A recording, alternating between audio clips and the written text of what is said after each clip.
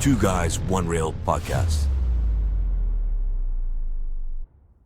G'day guys, welcome back to the Two Guys One Reel podcast. I'm your host Kevin, and I'm here to see Dangerous Animals at Village Werribee. Currently in the cinema, waiting for the movie to start. Walked into a very small section of the cinemas with one of the smaller screens. But yeah, all the lights are off and we're not sure if they're going to play it right now, but hopefully they do. And this movie should be good with Jai Courtney playing the villain, as everyone's seen in the trailer, so very good hopes for this movie. But yeah, after the movie, I'll tell you what I thought and give you my review. But first impressions of the trailer should be good, should be intense, and hopefully it lives up to that. So we shall see. I'll see you after the movie.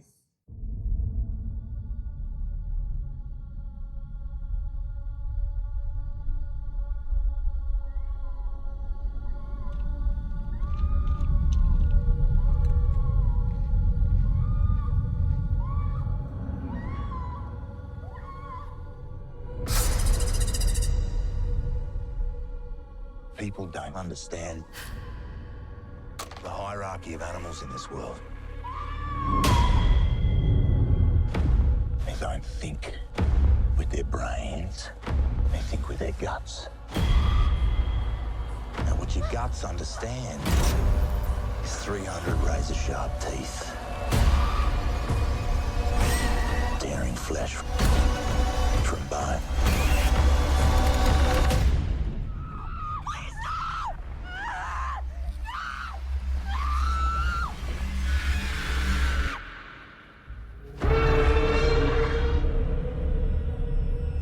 Welcome aboard.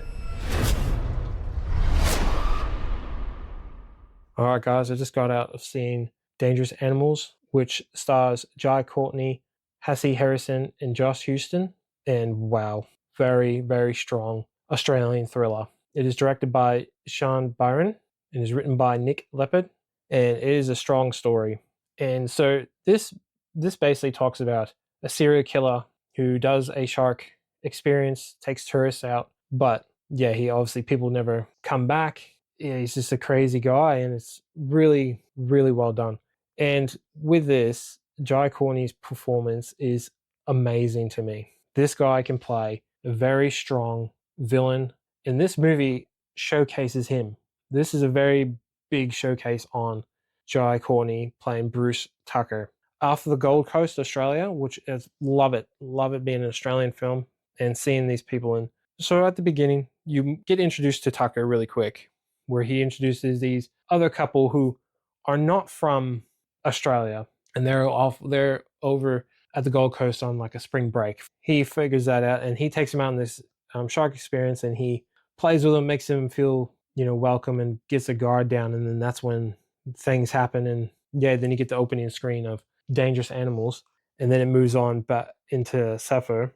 Most of the story about Zephyr, who is this free-spirited surfer who doesn't live anywhere. She lives in a van, and she comes across Josh Houston's character named Moses, and he's having a bit of car trouble, couldn't get his car started, so meets her at a convenience store, and she doesn't really care. She doesn't care about anyone. She doesn't have anyone, and Moses talks her into helping him start his car with jumper cables, and they sort of have this little, he has an attraction to her, and she attracted him, and they have this little thing that happens, who runs into Tucker, and then things escalate from there.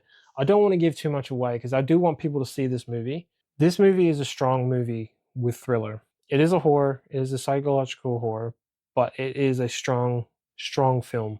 But throughout the movie, there are amazing shots of underwater shots and just overall open pan shots, which is really cool. It does have like a sort of like a Jaws-y sort of type feel, and I've heard people, well, not heard, but I've read that people say that this is sort of like a mix between Wolf Creek and Jaws put together. But with the sharks, they are showcased really well. It's a mix of a little bit of CGI for up close shots at points, but also real footage of sharks. And they shoot them fantastic. And the music in this is very fantastic. Like it's very immersive. It's not too like it's not loud to like get you scared, but it just gets you in there and it just gets you zoned in, and it's very well done and it's amazing. But as I said before, this is just Jai Courtney's movie. This is a fantastic showcase for him, and it is just really well done. I was very happy and surprised about how it was just a good film.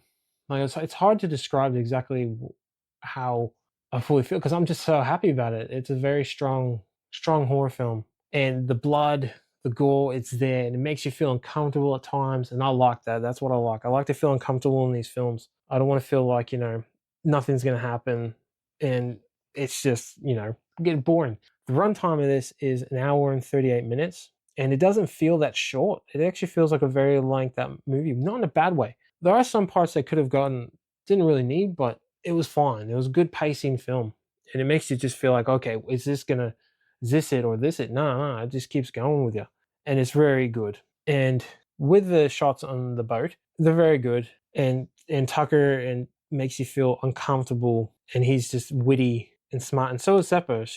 She is just, and she's not a girl to be trifled, and that's what Tucker really likes. He's looking for that fight. He really wants someone to fight him back because he's a fisherman, and he likes the thrill of the fight. But the actress who plays Zephyr, Hassie Harrison, she does a very fantastic job. So her character is an American, so she doesn't have family. She's a bit of she's been in and out of foster homes and all that. And there's another chick who you do see in the trailer, who's played by Ella Newton, who plays Heather. She plays a British tourist, and her friend Liam Grinke, named Greg. So I think don't know if he's American or from England as well. I'm not sure. I didn't quite catch on that. But yeah, so they meet Tucker very quickly. And Josh Houston, who plays Moses, he plays a real estate agent, and that's his job. But he's from Australia, and he's a surfer as well. And I'm going to go into spoilers now, but before I do that, I just want to say to people, give this movie a shot. If you're looking for this month, if you're looking for something to get you thrilled, excite you, and you actually have fun watching, go see this film. I don't know how it's going to pan up against 28 years later coming up, but this one holds well on its own, and I feel like it was a great film. There was no one else in the theater because this is the opening day for it. I went early in the day. I went at 10 o'clock in the morning, so there's no one else seeing this movie at 10 o'clock in the morning. Empty theater, so that doesn't say what this movie is, if it's bad or not, because I just went really early because I wanted to see it and get this out to you so you guys are aware of it and to shine light on it, because this film, I think, needs the attention because it's just very well done and it excites me and it's fun. Coming off my last episode of The Ritual, this is stronger than The Ritual. The Ritual was a good movie, but this is way above that. So I'm going to give this a rating of 8 popcorn buckets. Strong film, and it holds up to the thriller and horror and stuff. I'm happy with this movie. Go see it if you can. Give it a good go, and just well done to Jai Courtney. It made me really happy to see him back in the theaters. I hope he does more. It's good to see him back. And with that being said, if you made it this far, thank you so much. Please give us a rating. It really helps us out. And check out our Facebook page under the same name, our Instagram, same name, and tell us your thoughts. Is this movie what you expected, or did you expect something a little bit more? Will you go? Are you going to go see it? If you are, please hit the like button and get engaged with us. We really want to engage with you and start conversation, and just tell us what you're looking forward to this year as well. And we're trying to see them as much as we can, and we're getting there. So, but if you want to stick to the spoilers, I'm about to go in them right now. So I'll see you in the, if not, I'll see you in the next one.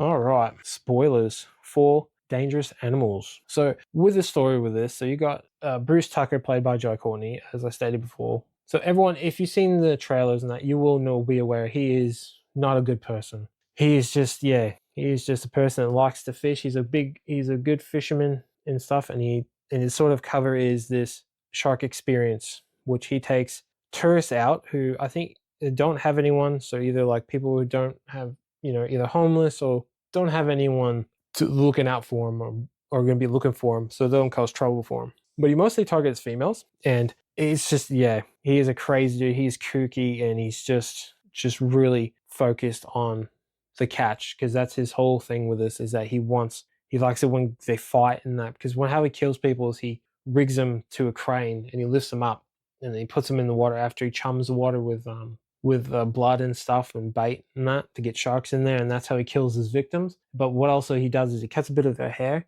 and he turns it into a fishing lure, and he also videotapes all these as like a trophy, and then he puts by VHS, by the way, which is really good, which I think it's really cool. You don't see that much. It's more of modern digital age, so yeah, you wouldn't see that. But he does the old format of VHS, and that he's really keen on saving those mementos. And it's just really creepy how he sees things and all that. But that's his sort of story, and he's been doing this for a long time. He's very methodical, whereas Zephyr, she meets up with Moses and she helps him out with his car, and then she has a bit of like a fling for a one-night stand with him, and then she leaves him to go surf in the morning. And when she leaves Moses, she goes to the beach, and then she forgot her fin key from one of her boards, because when she was with Moses, they were having their little fun, and he threw her key out the window because she doesn't like going to people's houses and stuff like that. She lives in her van, so that's her life source. And yeah, so then when she goes to go surfing, she forgot a fin key, so she finds Tucker's ute there, and she's ruffling through it. She's just trying to find a fin key, and then Tucker comes out of nowhere, and he says, "What can I help you with?" And she's like, "I'll look for a fin key." He's like, "Oh yeah, no worries. I got heaps of them." Playing with her mind. So he gives her a fin key, and then he drives off. But then, as Zephyr is texting Moses, because Moses is like, "Why'd you leave? I was making you breakfast." And then she tells him that, and then when it gets really close up, bam! Tucker puts a bag over her head and chokes her out, knocks her out, and then abducts her. And that's when he takes her to the boat, where you run into the other chick, Heather, who is obviously a captive along with Zephyr, and then you see how Tucker does things where he brings them water with some food, but the water has like medication and it knocks people out, so they don't fight, so he can get them rigged up and stuff. So he kills his victims by putting them on a hoist, puts them in the water with the sharks, as I stated before, and that's how they kill him. And he just gets this thrill of seeing the sharks feed. He's very obsessed with sharks because he considers himself a shark. He's a hunter. And it goes along with that, and then Zephyr tries to escape multiple times, and she's very smart. There is a bit of a disbelief in this movie with certain things, I find, because there's a really cool moment when Zephyr is trying to get out of the handcuffs, and so she dislocates her thumb, but then she bites her thumb off, like bites it off, and it's like, oh, it's really got me. I was like, oh, I was grossed out, I was creepy, I was like, oh, jeez, it was good, it was intense. And so yeah, then she fights Tucker and stuff, and Moses gets injured, and it's hard to go through. I don't want to go through scenes because I want people to see this, but in the end, obviously, Zephyr gets the upper hand of Tucker, takes him out, and which is really cool when they showcase, before the very end, they showcase different sharks. So at the start there's the mako sharks, then he goes to bull sharks, and he got the great white at the end. So that was Tucker's big finale he wanted, because he knew there was one around. So he puts Zephyr on the hoist, puts her in the water, but she realizes if you're really still, and she tells Moses, because Moses gets put on there as well, because Moses finds Zephyr when Zephyr throws Tucker's video camera in the water, because he's obsessed with videoing it. And then he goes back to land to go get one out of like a reject shop, or not, rather like a Goodwill sort of thing. And when he does, then that's when Moses tracks down Zephyr, finds that she's on this boat, and then him and Tucker fight, but Tucker gets over hand because Jai Courtney's a beast in this movie. But towards the end, he puts Moses on the thing, and Zephyr's telling him to stay still. But then when Zephyr's on the hook as well, same thing. Sharks don't bother because she goes really still. And I didn't really like that scene with the great white too much, because I thought it should have attacked anyway. It would have been cool. But in the end, Zephyr gets the upper hand over Tucker and puts him in the water, and he gets attacked by the great white, gets mauled, and you see this big burst of the great white out of the water with Tucker in its mouth. And I was like, it was a little bit cheesy, but it was cool. And then after that goes away, because Zephyr shoots Tucker with a harpoon gun to get him into the water. And then when he does, because it's got a line on it, and I'm sitting there looking, going, that line's going to go taut, and it's going to drag her in, because the great white grabs Tucker and drags him out. And it does, and she goes in the water. And at that moment, I was like, oh, is this director going to do this? Is he going to actually kill Zephyr? And I'm like, please, like that moment would be very fantastic. It would have been really strong, but no, of course not. She comes up and then she goes back to Moses. And Moses was stabbed at this point too, which he should have died. And then there's a moment that I thought he was going to die because then she signals to another boat for help. And then when the boat's coming, you see Moses, but you don't know if he's dead. And I'm hoping, and I was sitting there going, please, just have a strong ending. But unfortunately, he survived.